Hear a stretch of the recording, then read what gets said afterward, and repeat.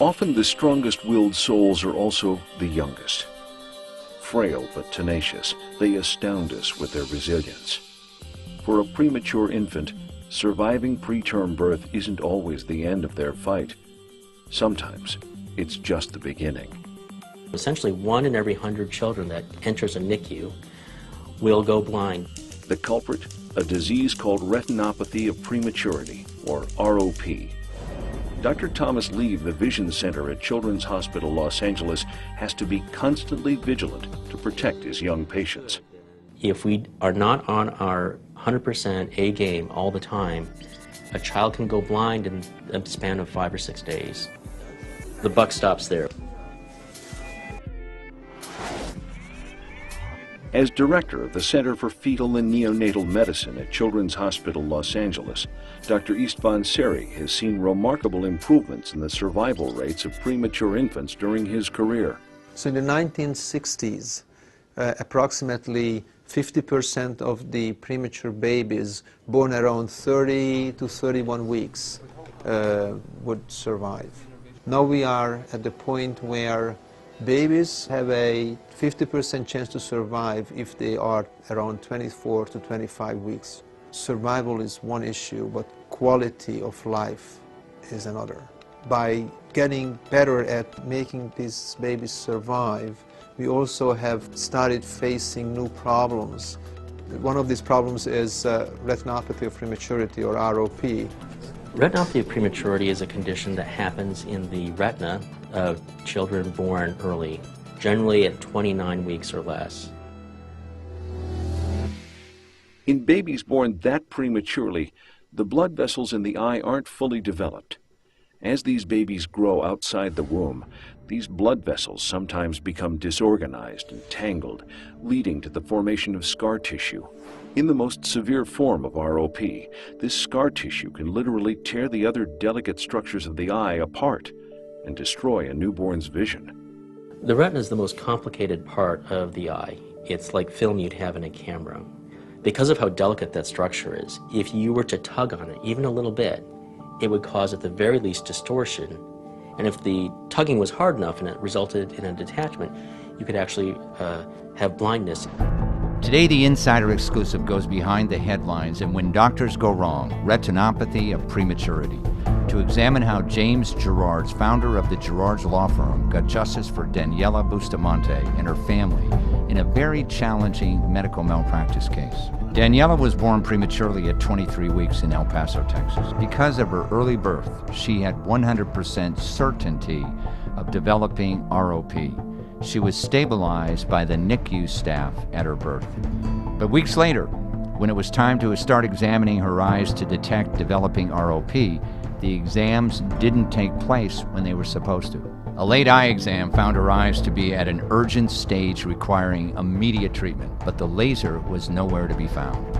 Due to more missteps by the eye doctor, Dr. Jorge Llamas Soforo of El Paso, Texas, and the Pediatrics Medical Group, the company that operated the NICU, Daniela did not receive treatment until 3 more days had passed. When she was finally treated, the laser treatment was not done properly. In a court of law, a jury of Dr. Llamas Soforo's peers not only concluded that he didn't follow standard operating procedures for ROP eye exams, but that he had also had no formal training to treat retinopathy of prematurity with a laser, and he was not even a pediatric eye specialist at all.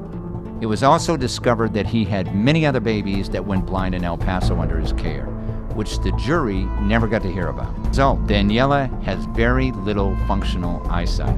Daniela's parents were never told any of this. How many infants have ROP? There are approximately 3.9 million infants born in the U.S. every year. About 14,000 are affected by ROP, and 90% of those affected have only mild disease. About 1,100 to 1,500 develop disease severe enough to require medical treatment, and 400 to 600 infants each year in the U.S. become legally blind from ROP. In this insider-exclusive investigative TV special, we examine how Jim Gerard at the Gerard's Law Firm has been for years representing injured victims of medical malpractice cases caused by incompetent and negligent doctors. Jim has earned the highest respect from citizens and lawyers alike as one of the best trial lawyers in Dallas, in Texas, and across America. His goals not only to get justice for his clients, but to make sure that everyone is treated with equal respect and dignity as guaranteed under the Constitution of the United States. His passion is problem solving. He approaches each medical negligence case as a scientist and a lawyer trying to solve a puzzle. And because he's seen many patients suffer needless pain and injury, he makes it his dedicated mission to get legitimate, truthful answers to tough questions and issues, which result in hospitals and doctors being more responsible to patients and society. These successes drive him to help more people who have been harmed by incompetent and negligent doctors. His goal, to make medicine safer and more accountable. Jim has built a substantial reputation by consistently winning cases other law firms have turned down. His amazing courtroom skills and headline-grabbing success rate continue to provide his clients with the results they need and the results they deserve. This is the Insider Exclusive, live from Dallas, Texas.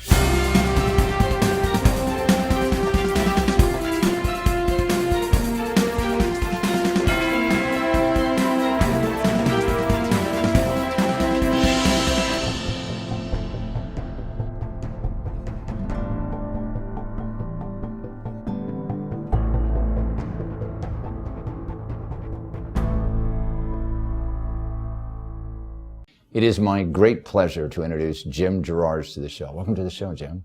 Morning. Tell our audience a little bit about your firm. What kind of law does your firm practice mainly? Well, we always represent people who've suffered needless injury or death, especially related to medical malpractice, trucking collisions, birth injuries, that sort of thing. Mm-hmm. I noticed when I was reviewing the information on you yourself, you are what's called a board-certified lawyer in a particular practice. What is that? That's right. In Texas, board certification is achieved by having a certain amount of specialized experience and then passing some rigorous testing. And once you've accomplished that and had a certain minimum number of trials to jury verdict, then you can become board certified. And I was able to achieve that some years ago. The reason we're here today is we're talking about one particular case, the Bustamantes and their daughter Daniela, correct? That's correct. Tell our audience a little bit about who your clients are and their daughter. You know, the Bustamantes are a really wonderful family, and Jose and Marcela lived in El Paso, and they had a little daughter named Daniela, and she was born very prematurely. Mm-hmm. And then, unfortunately, she suffered some needless injury during that neonatal period that left her blind. Right, and in the medical terminology, that's called retinopathy of prematurity, correct? Retinopathy of prematurity. Yes, and explain to our audience what that is. Well, when a child is born very prematurely... Under 31 weeks, isn't it? Right. The blood vessels in the eyes are not fully developed. That usually happens during the final weeks of a pregnancy. And so outside of the womb, the blood oxygenation fluctuations can result in the blood vessels growing abnormally. Right. And if that condition is not diagnosed timely and treated correctly, then the baby can be blind forever. But this is a mostly preventable injury. In other words, premature babies, this should be looked at immediately and treated on a regular basis, correct? To prevent it. Well, in order to prevent it, there is a window ranging from approximately 30 to 33 weeks of the gestational period where the baby is particularly susceptible to this. And that's the period of time where routine eye exams need to take place, and they need to be repeated every week or two until the blood vessels have completed their growth. Yeah. Now, the reason we're here today is Daniela was not treated properly by her doctor, correct? That's correct. And as a result of that, what happened? Well, as a result of her not being screened on time and with the frequency that's required by the standards, she developed this disease and it was not picked up early enough. And then when the doctors recognized she needed treatment, the laser that's used to treat the disease was not available. And so that added on to the delays, ultimately resulting in permanent blindness. And this is obviously, since it was preventable, negligence and incompetence, right? Exactly. Right. Exactly. Now, I understand at that same clinic, is it pediatrics? Is that it? Well, the hospitals nowadays frequently will sign a contract with a company like Pediatrics to take over the operation of their neonatal intensive care unit. Yes. The hospital basically turns it over to this company for the operations. And that's what this hospital had done. But the hospital, neither the hospital nor Pediatrics had the policies and procedures in place to make sure that every baby got screened on time every time. Yeah. Now, this young lady, she's 8 years old now, right, Daniela? Yes. With emerging technologies, maybe sometime in the future, her vision might be able to improve, correct? I believe so. And vision restoration technology is at a critical point right now. Right. And at the time of the Bustamante trial, retinal implant technology was used for the first time on a human being in Italy. And these are, the easiest way to think about it would be a microchip implanted into the eye that puts visual data directly into the optic nerve. It's really fascinating technology, and it's growing so fast that we feel very strongly that in 10, 20 years, there will be some options for Daniela that will give her at least enough vision to where she can function without having someone lead her around day and night. So this new technology that's emerging in Italy, and is it worldwide right now? Well, it is worldwide. Can people who were blind see now, or what? Well, with the technology that's being used right now, it's being applied to people who are blind from a different disease process called macular degeneration. Right, older people usually. Right. Yeah. But as we've seen in technology, when an emerging technology comes out, then it's refined. There are second, third, fourth generation technologies, and it begins to spread to being applied to other types of diseases. And we feel very confident that in other blindness situations, when you have a functioning optic nerve, that this technology will be useful at some point. And then in addition to that, there are other technologies that are being used to put visual data directly into the brain, bypassing the optic nerve altogether, and that's exciting as well. Is that almost could be termed robotic eyes? Absolutely. Yeah. Where is that technology right now? Well, the United States Patent Office issued the first U.S. patent for that technology a couple of years ago. And then there are centers at MIT, Stanford, and others that are working on vision restoration technology and just running with it. And one of the important centers is in Australia as well. What were some of the challenges in this case when you took it on and pursuing it? Well, one of the main challenges was we had a case against an important local hospital and against a publicly traded corporation, Pediatrics. And so they had unlimited resources to fight us on the case. And so it was one of those cases where you literally had to fight tooth and nail for every bit of data because they just weren't willing to give us anything voluntarily. Yeah, then you have to go into court and demand it, correct? Exactly. And in these cases, then they give it up, right? And they give it up sometimes in a very slow process. They try and drag the thing out, correct? Right. And then one of the other problems is when you're in a neonatal intensive care unit and you're a young parent, you're scared for the health of your child because these babies typically have a laundry list of severe health problems. Right. And so oftentimes the parents don't understand much, if anything, about the eyes in particular or what is supposed to happen with the eye exams.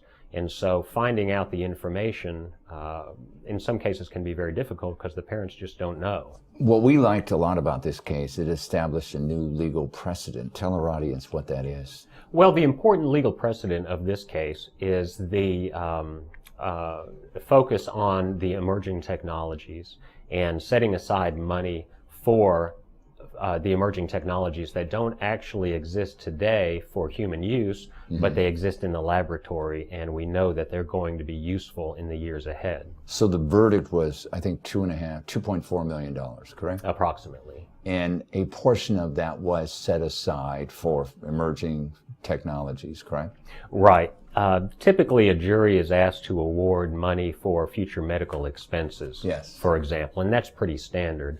In this particular case, we emphasized the emerging technologies and what we thought would need to be set aside at a minimum for that. And Right. so we felt very confident that the award, which was almost $1 million, included a lot of the information that we had provided for the emerging technologies. Oftentimes, cases like this set not only a precedent, as you have just brought up, but also it sends a message to society. It sends a message to doctors, the healthcare industry. What is the message that it is sending them regarding premature babies? Well, the message for premature babies is multiple fold, because in these very premature babies, what we have found is that the hospitals and the neonatal intensive care unit contractor companies have failed to put into place recognized screening protocols for these eyes, and they leave it up to, for example, the eye doctor alone. Well, that leaves this environment vulnerable to miscommunication, miscalendaring, failure to calendar. And so there are needless delays that can be built into that system if everybody isn't playing their role in making sure the baby's eyes get screened. This same doctor that you sued had other cases where he failed to make the necessary tests, give the necessary tests, and as a result, other children suffered from retinopathy of prematurity too, right? Well, that's correct. We found that this doctor was associated with somewhere between 9 and 11 blind babies. And so when we looked into... Who should be seeing today, but they're not. Exactly. Yeah. And so we found that this doctor had not been trained to evaluate these babies' eyes and had not had any formal training to actually use the laser that's used to treat these babies. And obviously, when you're shooting a laser into a newborn's eyes, you really need to know what you're doing and have the proper training. He just didn't have that. What is the status of the case now? The status of the case now is it is on appeal in the Dallas Court of Appeals in Texas. And when do you expect to hear anything? Well, we are filing our briefs now, and we're expecting an oral argument in the months ahead, and then a decision probably this fall or in the spring. There are plenty of people who go to a doctor and think that a doctor has performed medical malpractice on them. When people come to you, when they contact you and say, I think my doctor screwed up, how do you evaluate a medical malpractice case? Well, when we're contacted by someone who's suffered what they think is a needless injury or death due to mistakes in the hospital setting or a doctor's office, we will do a detailed interview, of course, and find out what happened and what they think happened. Oftentimes people come to us because somebody in the hospital said, you need to call a lawyer because this shouldn't have happened. Usually an employee of the hospital, correct? Frequently that's who's the speaking case. kind of off the record, right? Exactly. Right. And so that people come to us sometimes because of that, because we have one of my lawyers, for example, is an interventional cardiologist as well as a lawyer, so we have a lot of specialized medical knowledge. But once once we have a family come into us, then we'll get the medical records and we'll review the medical records, figure out exactly what happened, why it happened, what medications were implicated, and all of those issues. And then we get a comprehensive picture of the healthcare process, and we can identify where breakdowns may have occurred. You know, this is a question a lot of people usually have. You know, in medical science, there is no definite solution or answer. There's a lot of unknowns, right? Right. And oftentimes doctors will go to the family who's just going to have one of their members is going to have surgery and say, you know, there's a 50-50 chance that you will be okay, right? And let's say the operation doesn't turn out well. How do you define incompetence or negligence when they have expressly warned the family or the patient that it may not turn out well?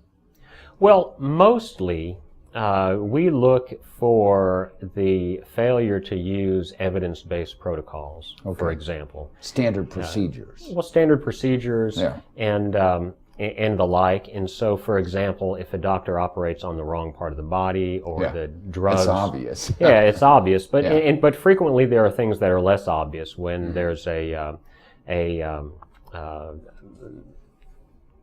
where there's a medication error, or where medication is not timely given, or when there's something that any layperson would have seen was wrong, right? Right. Yeah. And sometimes there'll be needless delays when a patient's condition deteriorates, and the doctor either won't or doesn't come in on time, or the nurses don't call the doctor on time, and something that could have easily been treated ends up causing severe injury or death just because of the passage of a needless amount of time. Yeah, you've been practicing law for what, 20 years? 23 years. 23 years. You've had a lot of medical malpractice cases. Right. Have you ever run into a doctor who said, yeah, it's my fault, I did it? You know what? On only one occasion in 23 years have I ever had a doctor say, you know what, I messed up and it's my fault and I want to fix this. Mm-hmm. Every single other case, the doctor has denied fault, even in the most obvious cases, wrong site button surgery, failure to diagnose. Even when it's clear-cut evidence showing that they were negligent. Even when it's clear-cut evidence. And on that question, that's a real important question, because I think what happens in a lot of the cases is the doctors are under a contract with their insurance company, and frequently those contracts prevent the doctor from admitting fault, even when the doctor knows he's at fault. And so frequently there's a hidden hand in the courtroom, so to speak, where the doctor is prevented by contract from telling the truth. And that's a big problem in this litigation arena. What amazes me in medical malpractice cases in a number of states throughout the country, including the state of Texas, is that there are caps that have been put in place for non-economic damages, otherwise interpreted as pain and suffering. Right. How would you want to see those laws change for folks who don't have any economic damages? In other words, they weren't working, they were unemployed, they're old or whatever, so that they would be able to be compensated for all the pain and suffering that a doctor who is negligent in administrating medical help. How would you want to see the laws change there? Well, the laws that cap the damages at an arbitrary number are really unfair, and they're mostly unfair to the people who are most deserving. Yes. So, for example, if someone has a severe injury, a severe burn, for example, over 50-60% of the body, and has a finite amount of medical bills, those are the people that really get harmed by this, because they're the ones that really, by all accounts, deserve more money, and yet they're arbitrarily capped. And this state is how much money? $250,000. Right. And it's the people who have smaller injuries that are allowed full compensation for their damages that are the ones that are not affected by it. Yeah. So it really has the opposite effect of what people think and what the politicians told us. Do you see that changing sometime soon? Well, I think as more and more focus is put on the issue in the public eye, the public is already starting to become aware of how unfair the system is. Yes. And especially as more and more people are turned away from the system, the courthouse door is locked for them. I think we're going to see some movement toward restoring some fairness to the system. Right. Well, this is one reason why we do these stories, not only on the case, but also to educate the public, because they really need to know this. And I want to thank you very much for being on this show and sharing your case with us. Congratulations again. Well, thank you. Thanks for joining us. You can get more information about our guest and the issues at insiderexclusive.com.